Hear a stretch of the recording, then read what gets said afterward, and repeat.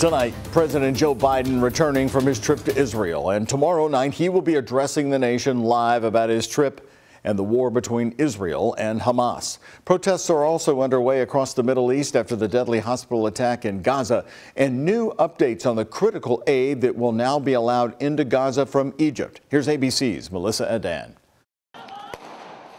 Unrest growing in the Middle East over concerns that Israel's war against Hamas could spark a wider conflict. Demonstrations turning violent outside the U.S. Embassy in Beirut, Lebanon. ABC's Mola Lenghi taking cover amid the chaos. As you can see, protesters pushing back against security forces, starting by throwing rocks, launching fireworks. It's been a constant push and pull here between security forces and the protesters who were trying to push up against the American embassy.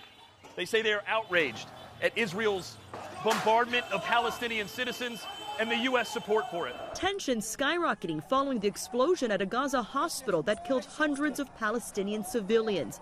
Israel adamant they were not responsible. The U.S. says intelligence backs that up, citing intel sources in its preliminary assessment. But for some, no amount of evidence will change their opinion. President Biden says the evidence he's been shown so far indicates it was an errant rocket by a terrorist group in Gaza. I come to Israel with a single message. You're not alone. President Biden showing solidarity and meeting with Israel leaders, saying the goal of his visit was to get as many Americans out as possible and get humanitarian aid into Gaza.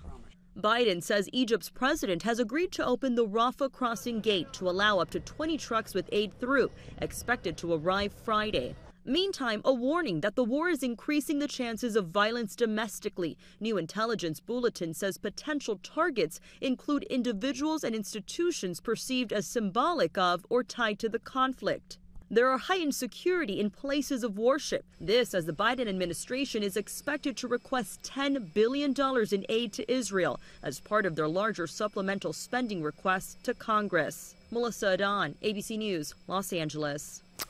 So once again, here's how things will play out tomorrow night. President Biden will be addressing the nation on the conflict tomorrow. We will air that live. ABC News special report at 8 p.m. here on WHAS 11.